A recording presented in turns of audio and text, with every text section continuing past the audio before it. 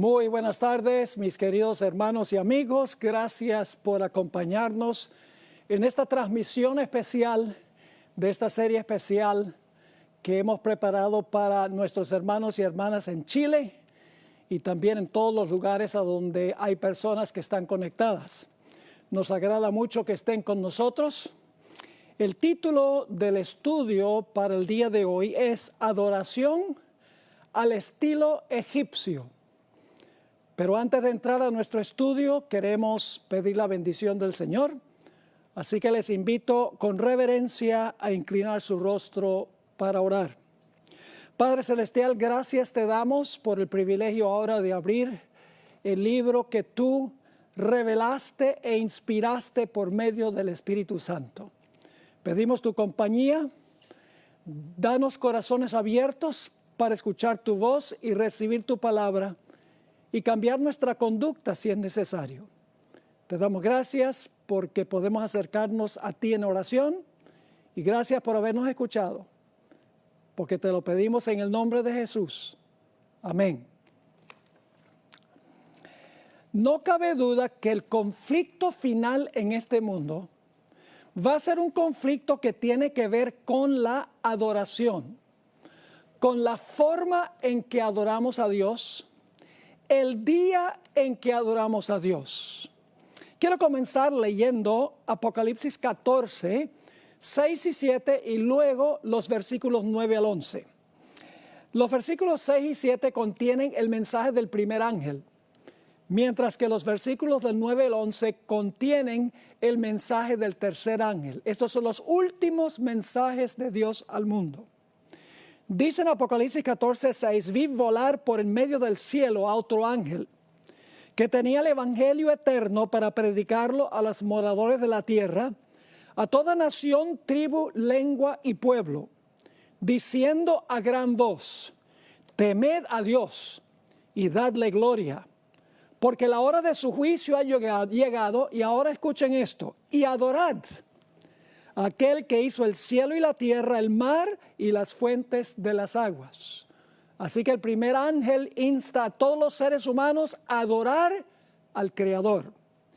Pero hay un rival que quiere también nuestra adoración. Quiere que adoremos a su estilo y en su día. Se llama la bestia en el libro de Apocalipsis y tiene su marca, la marca de la bestia.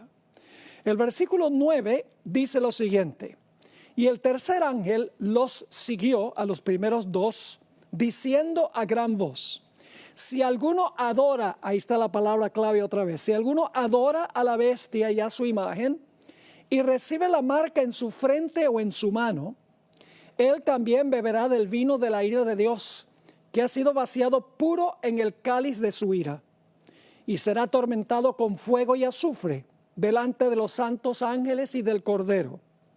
Y el humo de su tormento sube por los siglos de los siglos. Y no tienen reposo día ni noche. Aquí viene la palabra clave otra vez. Los que adoran a la bestia y a su imagen, ni nadie que reciba la marca de su nombre. Dos personajes están buscando nuestra adoración al final de la historia. Dios, el Creador, por un lado, y el impostor, la bestia, por el otro lado. Ambos reclaman la adoración de los seres humanos. Ahora, esta tarde vamos a estudiar una triste historia. Vamos a repasar esa historia de los eventos que ocurrieron con el pueblo de Israel. Pero primero quiero comenzar leyendo 1 Corintios 10 y el versículo 11. Porque este versículo nos dice que los eventos que ocurrieron con Israel van a suceder también en los últimos días con el pueblo profeso de Dios. Dice allí en 1 Corintios 10 y el versículo 11, después de relatar varias experiencias de la historia de Israel, lo siguiente: y estas cosas les acontecieron como ejemplo, y están escritas para amonestarnos a nosotros, dice el apóstol Pablo, a quienes han alcanzado los fines de los siglos. La historia de Israel nos enseña grandes lecciones a la iglesia cristiana, los que van a vivir a los fines de los siglos. Así que vamos a mirar rápidamente la trayectoria de la historia de Israel, porque lo que pasó con Israel, literalmente, con el Israel literal, representa lo que sucede con el pueblo espiritual de Dios, con el Israel espiritual, con la iglesia cristiana. En el caso de Israel, Egipto representa el mundo. Canaán, hacia donde marcha el pueblo, representa el destino celestial, representa el reino venidero, el reino eterno. La experiencia de Israel es un microcosmo de la experiencia de la iglesia. Ustedes recuerdan que el pueblo de Israel estaba en servidumbre. Igualmente, los que pertenecen ahora en la iglesia, antes de conocer a Cristo, estaban en servidumbre espiritual al pecado. En su desesperación, el pueblo de Israel clamó a Dios para que los librara. De la misma manera, los que estábamos fuera de Cristo, clamamos a Cristo para que nos librara del pecado.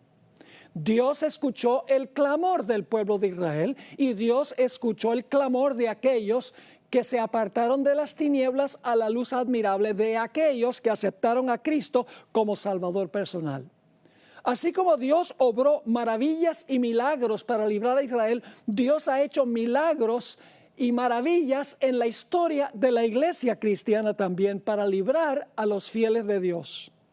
La señal de liberación del pueblo de Israel fue la sangre del cordero que se colocó en el dintel y en los postes de las puertas de Israel. En nuestro caso representa la sangre del Cordero de Dios que quita el pecado del mundo, la sangre de Cristo Jesús. El pueblo de Israel, después de su redención, fue bautizado. Muy interesante. En 1 Corintios, el capítulo 10 y el versículo 1 al 4, dice que Israel fue bautizado en el Mar Rojo. Es decir, ellos entraron a las aguas, cuando salieron de las aguas en el otro lado, toda su vieja vida quedó enterrada en las aguas, porque todos sus antiguos enemigos murieron sepultados en el Mar Rojo. Pero la historia no termina allí, porque el pueblo de Israel también tenía que cruzar todavía un largo y árido desierto para poder entrar a Canaán, a la tierra prometida. De la misma manera, los que hemos sido redimidos del pecado por la sangre del Cordero, estamos transitando a través del desierto de este mundo hacia la Canaán celestial y afrontamos muchos de los mismos peligros y los problemas que afrontó el pueblo de Israel en su peregrinaje a través del desierto. Ahora, si ustedes fueran a cruzar un desierto, ¿qué provisión harían antes de empezar el viaje? Yo creo que las dos cosas más indispensables serían agua y comida. Porque ¿cómo uno va a cruzar un desierto sin agua y sin comida? Pues fíjense, después que el pueblo de Israel salió de Egipto, Dios los redimió, fueron bautizados en el Mar Rojo, dejaron sepultada toda su vida antigua, resucitaron, por así decirlo, a novedad de vida. Entonces, en Éxodo el capítulo 16, Dios les dio maná, que para la iglesia representa la palabra de Dios. Y luego en el capítulo 17, Dios les dio agua de la roca, que representa el agua de la roca, el Espíritu Santo, según Juan 4, 13 y 14 y Juan 7, 37 al 39. Es decir, para cruzar este desierto de la vida, nosotros necesitamos el alimento de la palabra y necesitamos la conducción del Espíritu Santo. Y luego Dios llevó al pueblo de Israel, el pueblo redimido de Israel, al monte Sinaí. Dios quería hacer un pacto con ellos. Dios los había librado gratuitamente. Ellos no hicieron nada para librarse, no tuvieron que pelear, no tuvieron que hacer nada, sino clamar a Dios. Y por la sangre del Cordero fueron librados.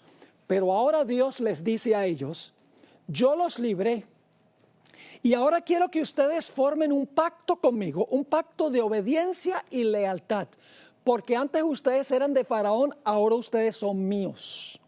Vamos a leer Éxodo 19 y el versículo 3 al 6. Y Moisés subió a Dios Y Jehová lo llamó desde el monte diciendo: así dirás a la casa de Jacob y anunciarás a los hijos de Israel: vosotros visteis lo que hice a los egipcios, y cómo os tomé sobre alas de águilas y os he traído a mí. Ahora fíjense, Dios dice: yo los redimí a ustedes. Ustedes vieron las maravillas que yo hice para librarlos a ustedes, como Cristo ha librado a los que están en la iglesia de la servidumbre al pecado. Y luego Dios dice en el versículo 5, ahora pues, sí, es el sí condicional, si diereis oído a mi voz y guardareis mi pacto, vosotros seréis mi especial tesoro sobre todos los pueblos, porque mía es toda la tierra. Y vosotros me seréis un reino de sacerdotes y gente santa. Estas son las palabras que dirás a los hijos de Israel.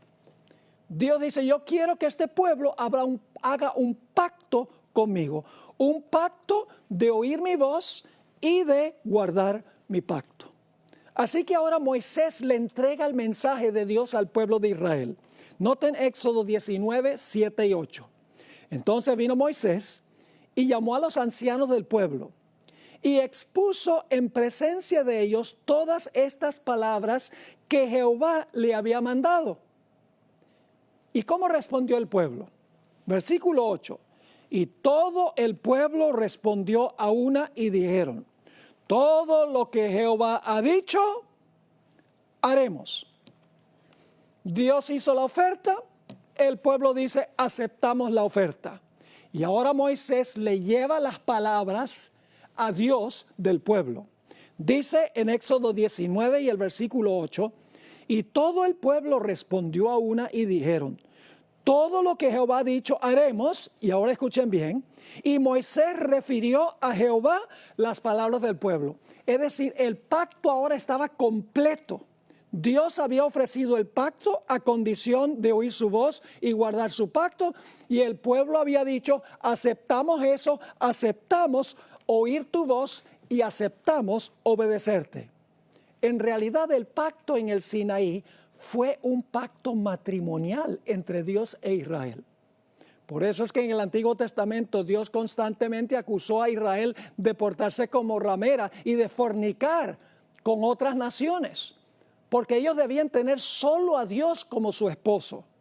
Noten lo que dice Jeremías 31, 32, a donde dice que ese pacto fue un pacto matrimonial. Dice allí Dios, refiriéndose a lo que ocurrió en el monte Sinaí: no como el pacto que hice con sus padres, el día que tomé su mano para sacarlos de la tierra de Egipto, porque ellos invalidaron mi pacto, que fue lo que Israel hizo. Dios dice: ellos invalidaron mi pacto, aunque fui yo un marido para ellos, dice Jehová. Es decir, fue un pacto matrimonial. Ahora yo les pregunto, ¿un pacto tiene condiciones? ¿Un matrimonio tiene condiciones? ¿Hay estatutos y reglamentos en el matrimonio? Sí. Uno de los reglamentos principales es que uno no puede tener otras mujeres como amantes, otros hombres como amantes. Se conserva uno solo para la persona con quien uno se casó. Así que Dios le va a dar a Israel en Éxodo 19 y Éxodo 20, a Israel las condiciones del pacto. Les va a entregar los 10 mandamientos. Ahora, noten que Dios no dice: obedézcanme y los voy a librar de Egipto. No, Dios dice: yo los libré de Egipto, ahora ustedes por gratitud me van a obedecer y van a guardar mis mandamientos. Jesús dijo: si me amáis, guardad mis mandamientos. Es decir, Israel debía amar a Dios porque los libró sin esfuerzo de ellos. Y en respuesta deben haber oído la voz de Jehová y deben haber obedecido el pacto. Noten Éxodo 20 y el versículo 1 y 2. Aquí en realidad comienzan los 10 mandamientos. Generalmente la gente piensa que los 10 mandamientos comienzan donde dice: no tendrás dioses ajenos delante de mí. Pero los 10 mandamientos tienen un prólogo, una motivación para guardar los mandamientos. Dice en Éxodo 20, 1 y 2: y habló Dios todas estas palabras diciendo: yo soy Jehová tu Dios, que te saqué de la tierra de Egipto, de casa de servidumbre. Dios dice, yo los libré a ustedes. Y luego en el siguiente versículo, Dios empieza a dar los 10 mandamientos que son los reglamentos del matrimonio. Ahora, antes Dios dice, ustedes eran de Faraón, pero ahora ustedes son míos. Y cuando Dios terminó de revelar los 10 mandamientos, los habló y los escribió con su propio dedo, le entregó los 10 mandamientos a Moisés. Noten lo que dice Éxodo 31 y el versículo 18. Y dio a Moisés, cuando acabó de hablar con él en el monte Sinaí, 2 tablas del testimonio, tablas de piedra escritas con el dedo de Dios. La fidelidad de la iglesia de Dios en el Antiguo Testamento no duró mucho tiempo. Su obediencia a Dios duró solo unos días. En realidad fue infiel a su pacto matrimonial muy pronto. Noten lo que dice Éxodo 32 y el versículo 1. El siguiente versículo, después que leemos que Dios le dio los 10 mandamientos a Moisés. Dice ahí en Éxodo 32 y el versículo 1.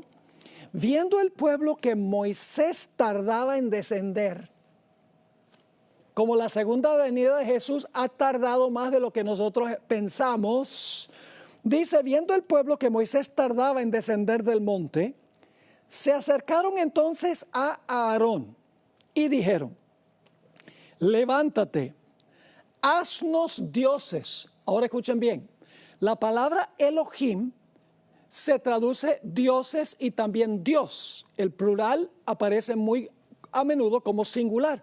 Por ejemplo, en Génesis 1:1, en el principio creó Dios. La palabra es Elohim, la misma palabra que está aquí. Así que mejor es decir que la gente estaba diciendo, haznos Dios, que vaya delante de nosotros. Y ahora fíjense qué despectivos eran con su líder. Porque a este Moisés, el varón que nos sacó de la tierra de Egipto, no sabemos qué le haya acontecido, está demasiado demorado. No sabemos qué le pasó a este Moisés, el que nos sacó de la tierra de Egipto. Y luego entonces comienza una rebelión en el campamento, instigada por un grupo que se conoce como la multitud mixta. Permítame leerles una cita sobre la identidad de la multitud mixta. En el libro Patriarcas y Profetas, página 433, dice que esta gente salió con Israel, pero no era de Israel. Dice lo siguiente, la multitud mixta que acompañaba a los israelitas desde Egipto daba continuamente origen a dificultades y tentaciones. Los que la componían decían haber renunciado a la idolatría y profesaban adorar al Dios verdadero. Pero su educación y disciplina anteriores habían moldeado sus hábitos y sus caracteres, de modo que en mayor o menor medida estaban corrompidos por la idolatría y la irreverencia hacia Dios. Ellos eran los que más a menudo suscitaban contiendas, eran los primeros en quejarse y corrompían el campamento con sus prácticas idólatras y sus murmuraciones contra Dios. Qué tremenda descripción de los instigadores de la rebelión. Salieron con Israel, pero su corazón no estaba con Israel. Eran idólatras, como dice aquí. Habían tenido una educación y disciplina en el politeísmo. No tenían reverencia para con Dios. Noten lo que dice Éxodo 32 y el versículo 2 y 3.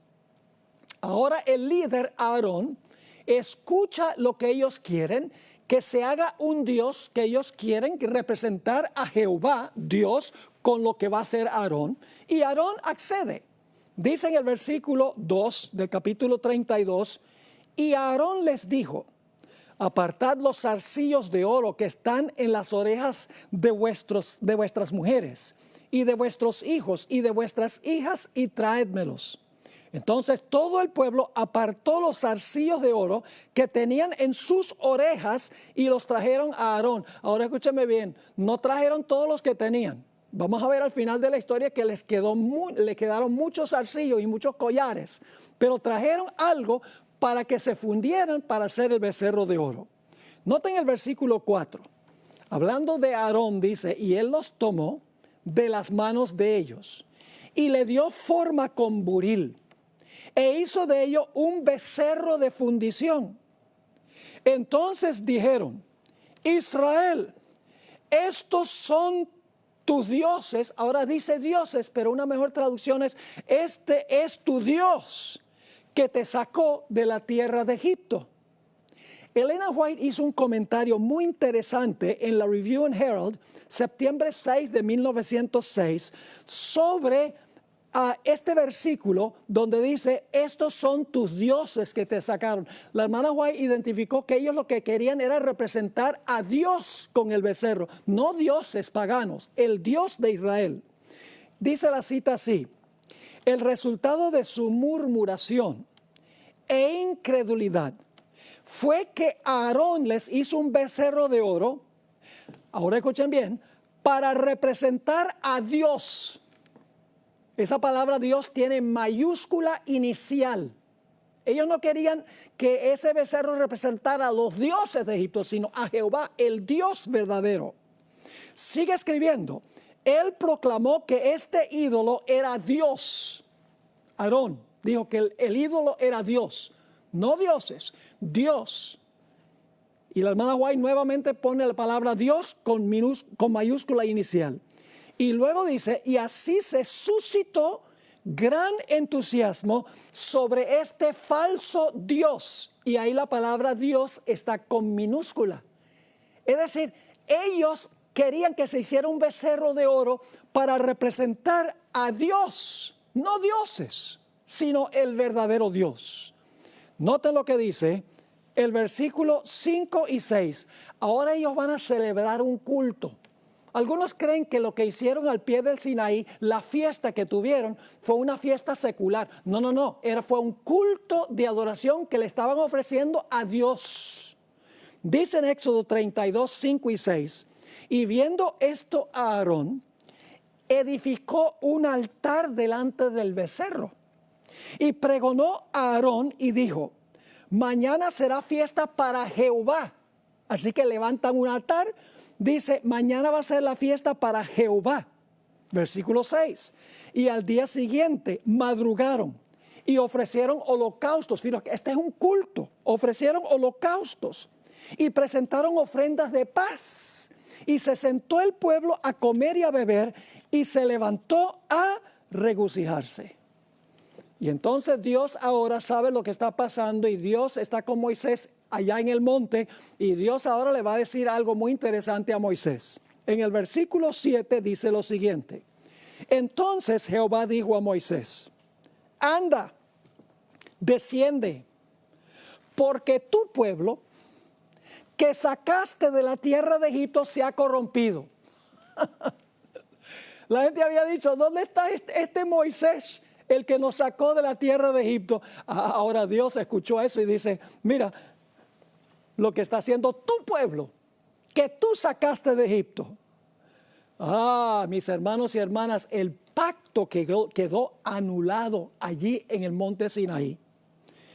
Voy a leerles varias citas del libro Patriarcas y Profetas. En la página 328, la hermana White escribió, el pacto de Dios con su pueblo había sido anulado. En otra cita, página 329, ella escribió, Dios había dado a entender que rechazaba a su pueblo. La palabra en inglés no es rechazada, es la palabra disowned, que significa, este pueblo ya no es mío. En la página 329 ella dice, los pecados de Israel ya les habían hecho perder el favor de Dios y la justicia exigía su destrucción. Y en la página 334 dice, los israelitas eran culpables de haber traicionado a un rey que los había colmado de beneficios y cuya autoridad se habían comprometido voluntariamente a obedecer. Ahora Moisés va a interceder por el pueblo. Dios le ha dicho, el pueblo que tú sacaste de Egipto se ha prostituido. Y ahora Moisés va a hablar con Dios y fíjense lo que le va a decir en Éxodo, el capítulo 32 y el versículo 11. Entonces Moisés oró en presencia de Jehová su Dios y dijo: oh Jehová, ¿por qué se encenderá tu furor contra tu pueblo que tú sacaste de la tierra de Egipto con gran poder y con mano fuerte? Moisés estaba diciendo: no me eches este muerto a mí. Tú fuiste el que sacaste a este pueblo de Egipto. Tú fuiste el que libraste a esa gente de Egipto. Ahora noten lo que dice el versículo 15 y 16. Ahora Moisés sabe lo que está pasando al pie del monte. Él está intercediendo por el pueblo que se ha prostituido, que ha quebrantado el pacto de Dios. El pacto ahora no aplica porque han roto su voto matrimonial con Dios. Y en Éxodo 32, 15 y 16 dice: y volvió Moisés y descendió del monte, trayendo en su mano las 2 tablas del testimonio.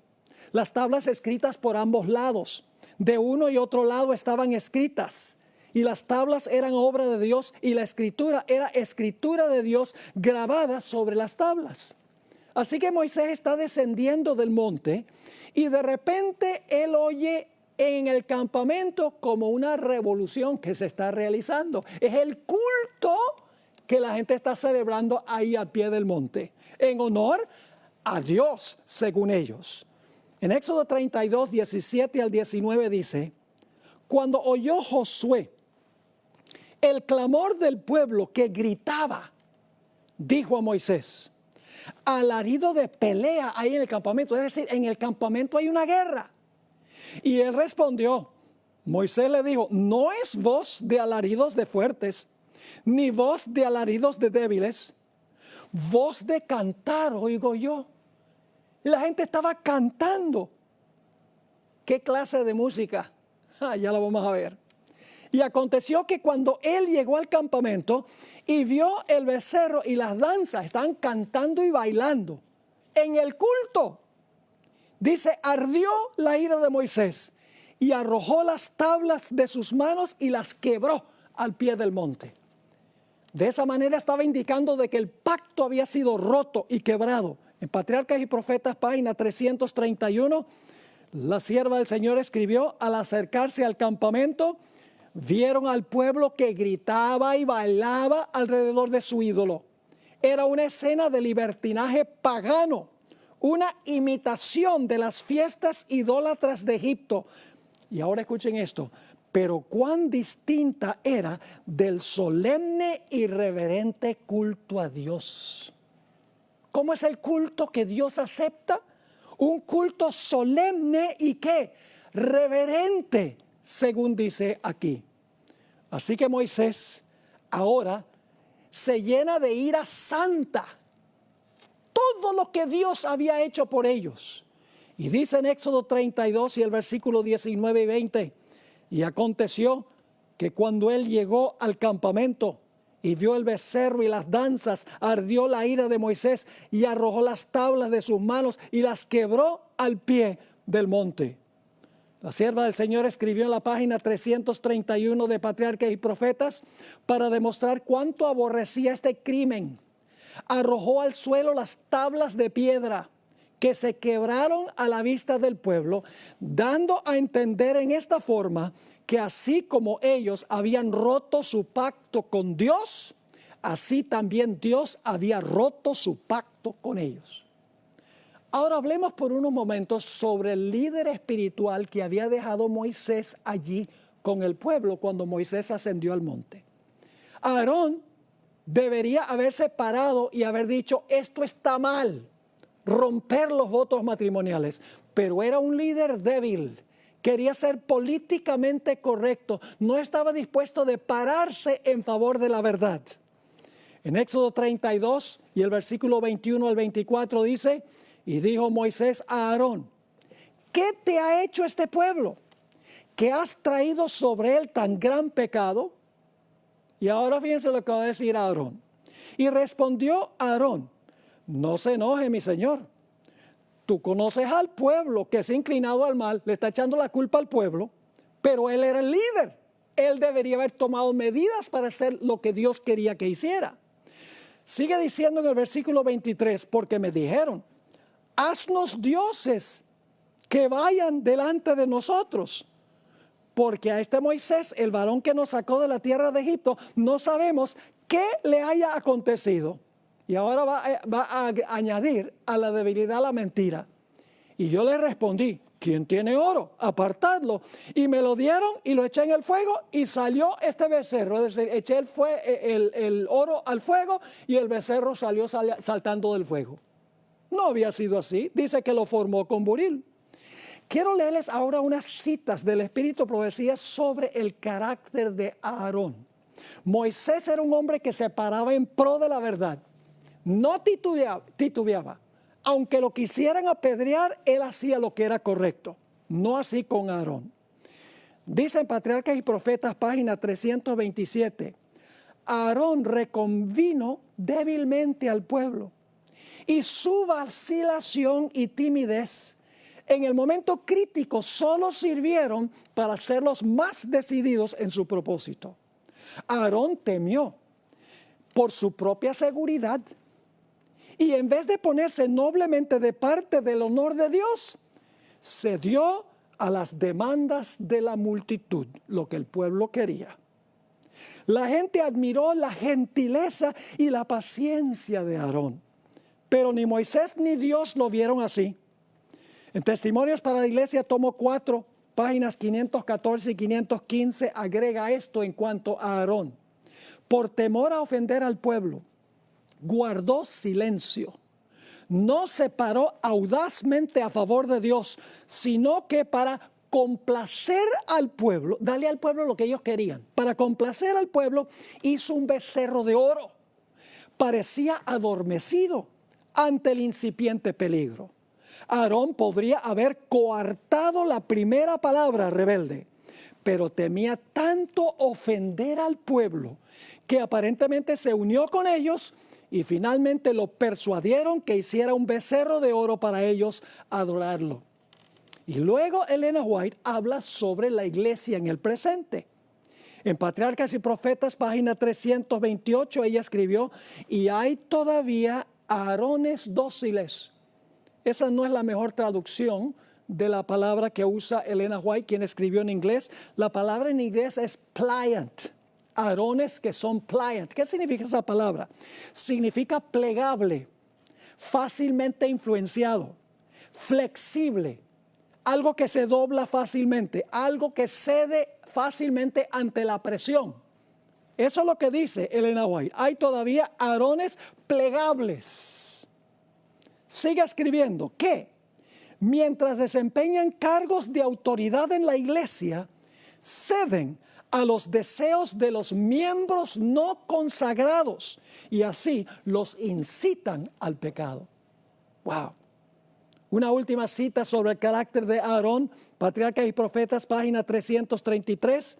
De todos los pecados que Dios castigará, ninguno es más grave ante sus ojos que el de aquellos que animan a otros a cometer el mal.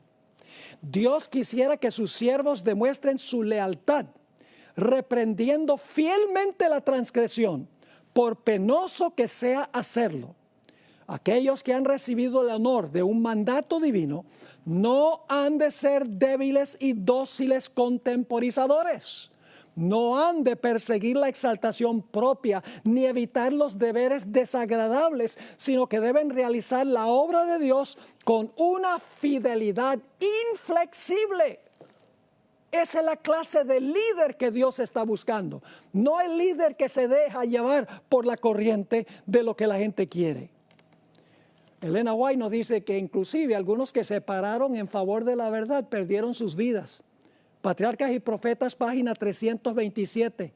Algunos permanecieron fieles a su pacto con Dios, pero la mayor parte del pueblo, no la minoría, la mayoría, se unió a la apostasía. Unos pocos que osaron denunciar la propuesta imagen como idolatría, fueron atacados y maltratados, y en la confusión y alboroto perdieron finalmente la vida.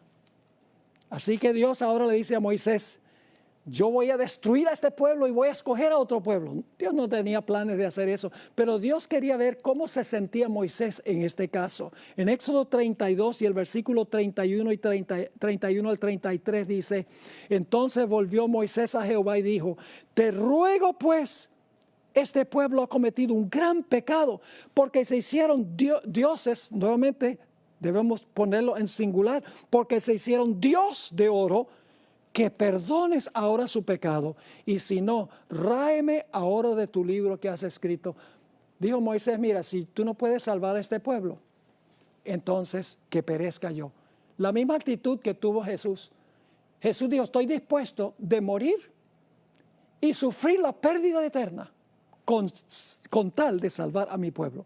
Ahora, ¿cómo debía mostrar el pueblo su humildad ante la reprensión de Dios? Éxodo 33 y el versículo 1 al 6 nos dice qué es lo que Dios recomendó que se hiciera o mandó que se hiciera. Dice allí en el versículo 1, Jehová dijo a Moisés, anda, sube de aquí, tú y el pueblo que sacaste. Todavía Dios está un poquito, podríamos decir, enfogonado. Dice, y el pueblo que sacaste de la tierra de Egipto, a la tierra de la cual juré a Abraham, Isaac y Jacob, diciendo, a tu descendencia la daré, y yo enviaré delante de ti el ángel, y echaré fuera al cananeo, al amorreo, al eteo, al fereceo, al heveo y al jebuseo, a la tierra que fluye leche y miel. Y ahora Dios les dice a ellos, pero yo no subiré en medio de ti, es decir, Dios dice, yo no voy a ir con ustedes, porque eres pueblo de dura cerviz, no sea que te consuma en el camino.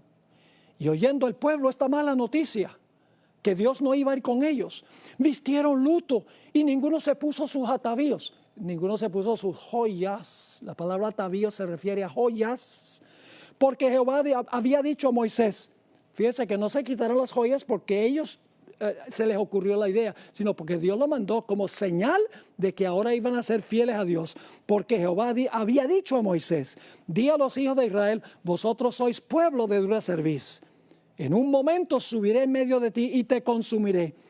Quítate pues ahora tus atavíos, para que yo sepa lo que te he de hacer. Entonces los hijos de Israel se despojaron de sus atavíos desde el monte Horeb, porque las joyas eran señal de arrogancia. Dios dice, quítate las joyas como señal de humillación. Algunos dicen, bueno, pero eso era en el Antiguo Testamento. Ahora estamos en el Nuevo. El Nuevo también dice lo mismo. En 1 Timoteo, el capítulo 2 y el versículo 9 y 10, el apóstol Pablo escribió, asimismo que las mujeres se atavíen de ropa decorosa, con pudor y modestia, no con peinado ostentoso, ni oro, ni perlas, ni vestidos costosos, sino con buenas obras, como corresponde a mujeres que profesan piedad. El apóstol Pedro, el otro gigante del Nuevo Testamento, escribió algo similar en 1 de Pedro 3 y el versículo 3 y 4.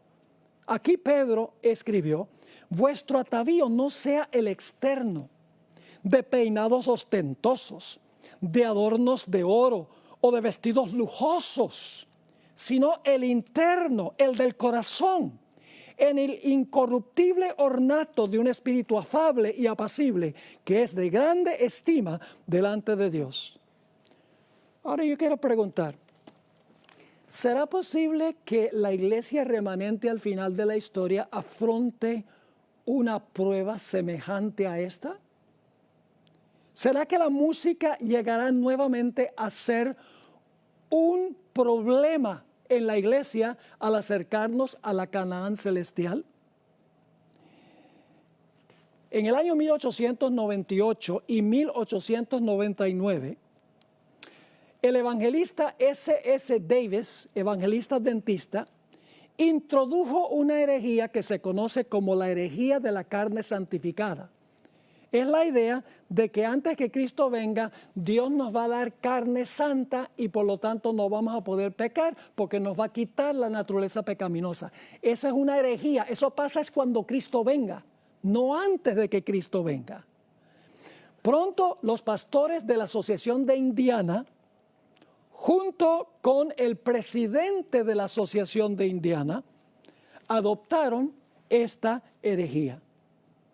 La conferencia general estaba muy preocupada por lo que estaba pasando en Indiana, porque el presidente, el evangelista, muchos pastores habían aceptado esta falsa enseñanza, esta herejía. Y además de eso se escuchaban rumores de que había un estilo de culto problemático. Por lo tanto, la conferencia general mandó a dos pastores de confianza, el pastor Stephen Haskell y el pastor A.J. Breed, como observadores del campestre que se celebró del 13 al 23 de septiembre del año 1900 en la ciudad de Muncie, Indiana. 10 días después, el 10 de octubre del año 1900, el pastor Haskell le escribió a la hermana White sobre el estilo de adoración, específicamente la música y los instrumentos que se usaron. Escribió lo siguiente: había un tambor grande, 2 tamboriles, una viola, 2 violines, una flauta y 2 trompetas que se unieron a un órgano y unas pocas voces. Usan el himnario Garden of Spices, que era un himnario pentecostal usándose en un campestre adventista. Y luego viene esta declaración: y tocan piezas bailables con letra sagrada. ¿Qué estaba pasando en ese campestre? Estaban tocando con esos instrumentos piezas bailables con letra sagrada, entremezclando lo santo con lo común. Ahora, la hermana White explicó que poco antes de cerrarse la puerta de la gracia, otra vez va a surgir en la iglesia adventista este problema. Voy a leerles un par de citas que encontramos. Estas citas están en Mensajes Selectos, tomo 2, empezando en la página 36 en adelante. Escribió ella sobre esta experiencia en Indiana. No resumiré toda la historia porque es demasiado penosa. Pero en enero pasado el Señor me mostró que en nuestras reuniones de reavivamiento se introducirían teorías y métodos erróneos y que se repetiría la historia pasada. Me sentí angustiada, dice la hermana White. Se me instruyó para que dijera que en esas demostraciones estaban presentes demonios en forma humana que trabajaban con todo el ingenio que Satanás puede emplear para hacer que la verdad resultase ociosa para las personas sensibles.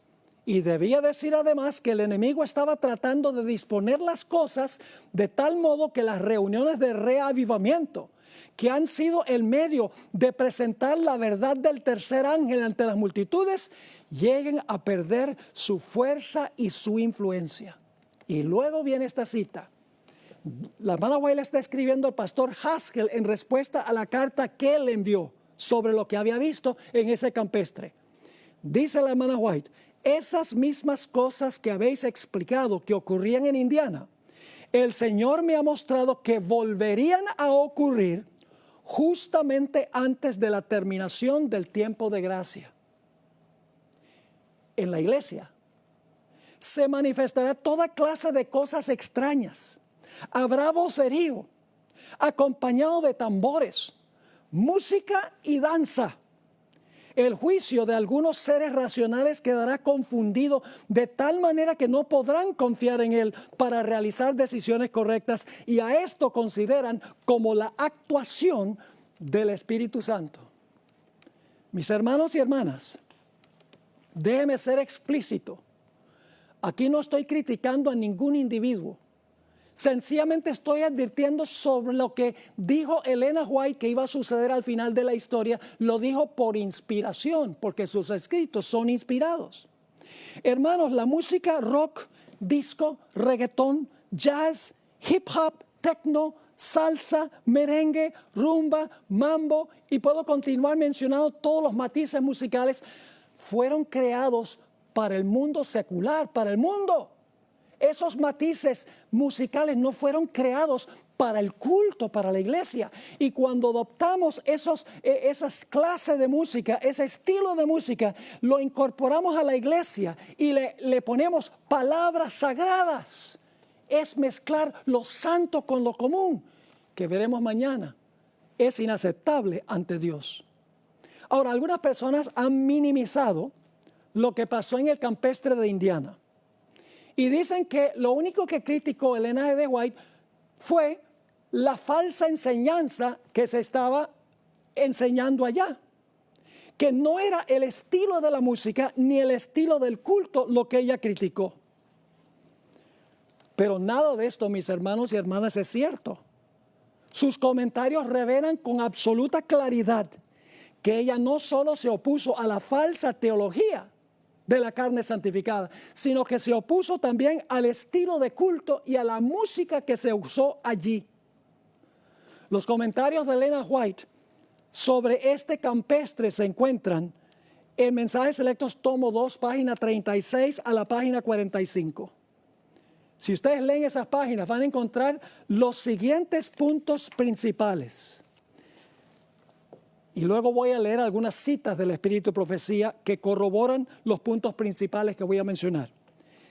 Elena White escribió que Satanás usó este estilo de culto para desviar a la gente de la verdad presente y para lograr que el mensaje del tercer ángel perdiera su fuerza y su influencia. También escribió que el Espíritu Santo nunca se manifiesta en ese estilo de culto. Escribió que ese estilo de culto no se necesita para convertir a las almas. Dijo que ese estilo de culto se iba a ver de nuevo, como notamos, en las reuniones de reavivamiento de la iglesia adventista, justamente antes de cerrarse la puerta de la gracia. También escribió que no se debería estimular esta clase de culto. La hermana White no solo criticó la falsa teología que se estaba enseñando, la hermana White también criticó severamente el estilo de culto y específicamente la música que se usó en ese culto. Permítame ahora leerles citas de Elena White que corroboran todos los puntos que acabo de mencionar. Estoy leyendo de esas páginas, página 36 a la página 45, escogiendo algunas partes. Escribió Elena White: el Espíritu Santo nunca se manifiesta en esta forma, mediante ese ruido desconcertante. Esto constituye una invención de Satanás para ocultar sus ingeniosos métodos destinados a tornar ineficaz la pura, sincera, elevadora, ennoblecedora y santificadora verdad para este tiempo. Es mejor no mezclar nunca el culto de Dios con música. Ahora escuchen bien, tiene que ver con la música. Es mejor no mezclar nunca el culto de Dios con música que utilizar instrumentos musicales para realizar la obra que en enero pasado se me mostró que tendría lugar en nuestras reuniones de reavivamiento. Dice que el problema era con la música y la forma como se usaron los instrumentos musicales. Sigue escribiendo: la verdad para este tiempo no necesita nada de eso para convertir a las almas. A veces se usa el argumento, bueno, hay que darle a la gente la música que le gusta. Pero lo que convierte al alma, mis hermanos y hermanas, es la palabra de Dios. La música apoya el mensaje de la palabra de Dios. Así que dice ella, el ruido desconcertante aturde los sentidos y desnaturaliza aquello que, si se condujera en la forma de vida, fíjense que tiene que ver con la forma, si se condujera en la forma de vida, constituiría una bendición. El influjo de los instrumentos satánicos, hay un problema de traducción aquí, no voy a entrar en eso. Los instrumentos satánicos no son instrumentos musicales, son seres humanos que usan los instrumentos. Pero dice ella, el influjo de instrumentos satánicos se une con el estrépito y el vocerío, con lo cual resulta un carnaval. Y a esto se lo denomina la obra del Espíritu Santo. Escribió, no debería estimularse esta clase de culto. No es la herejía, es la clase de culto. Escribió también, no resumiré toda la historia porque es demasiado penosa. Pero en enero pasado el Señor me mostró que en nuestras reuniones de reavivamiento se introducirían teorías y métodos erróneos y que se repetiría la historia pasada.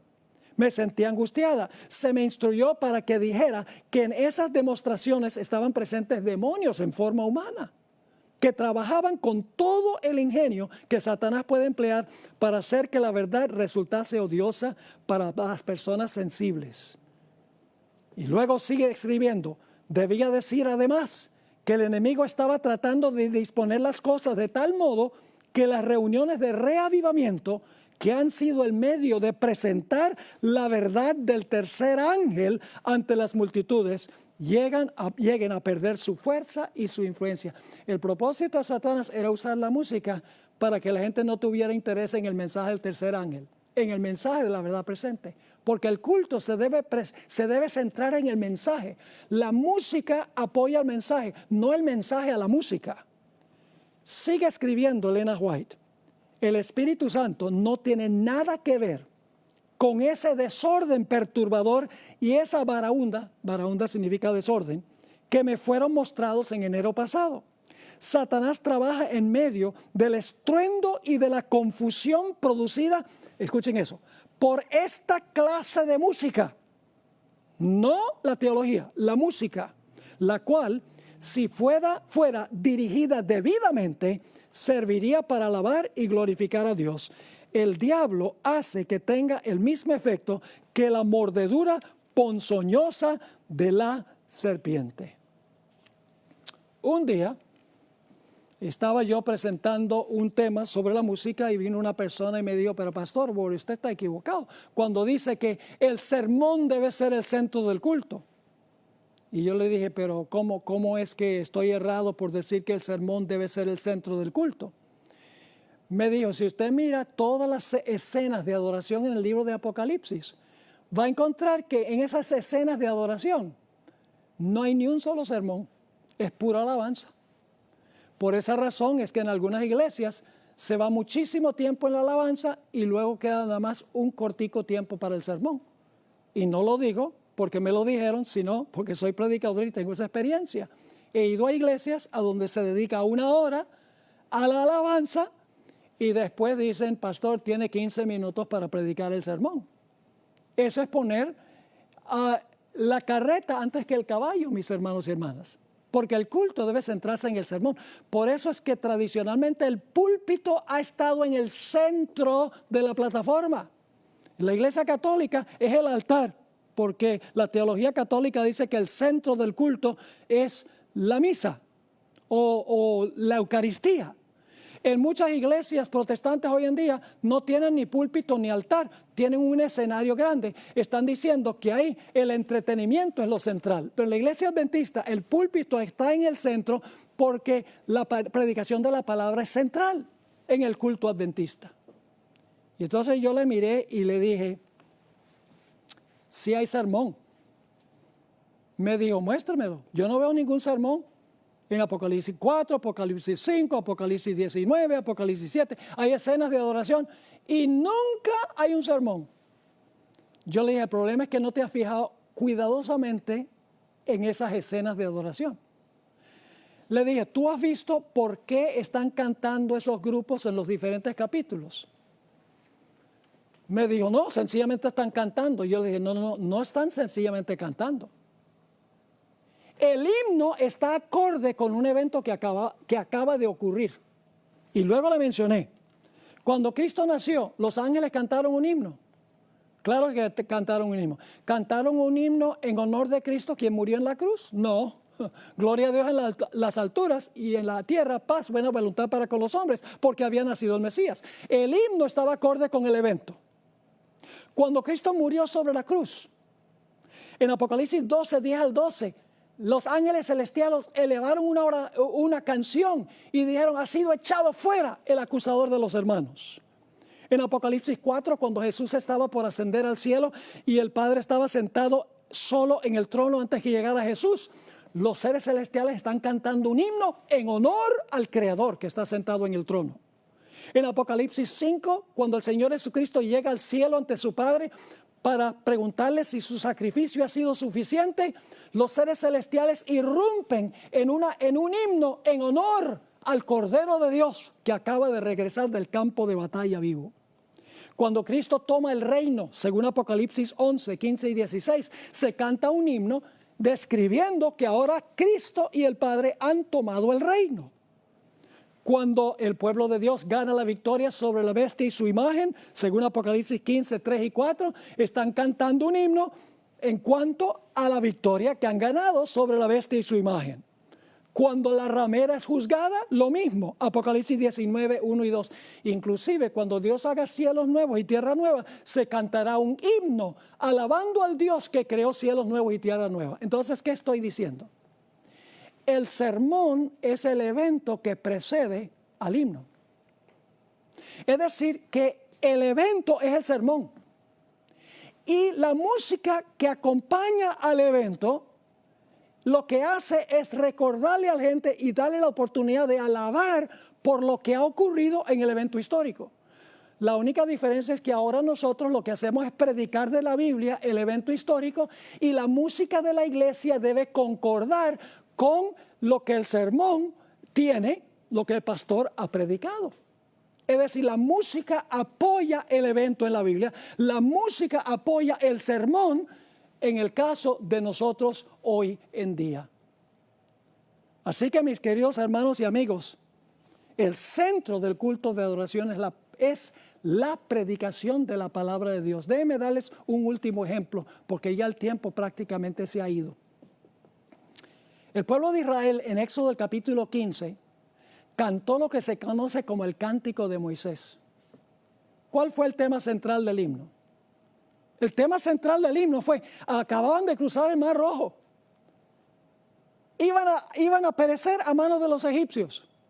Pero los egipcios fueron sepultados en las aguas y salió el pueblo de Israel en el otro lado del mar, libres de su servidumbre. Todo el himno que ellos cantaron lo que hace es traer a la atención la gloria a Dios por el evento que acaba de pasar. Es decir, el himno apoyó el evento. Así como el sermón presenta el evento hoy en día, aunque ya ocurrió en el pasado, y entonces la música que se canta es apoyo para el evento histórico sobre el cual se está predicando. Mis hermanos y hermanas, la Biblia y el espíritu de profecía son claros. El culto a Dios no se parece al culto que le ofrecen los personajes seculares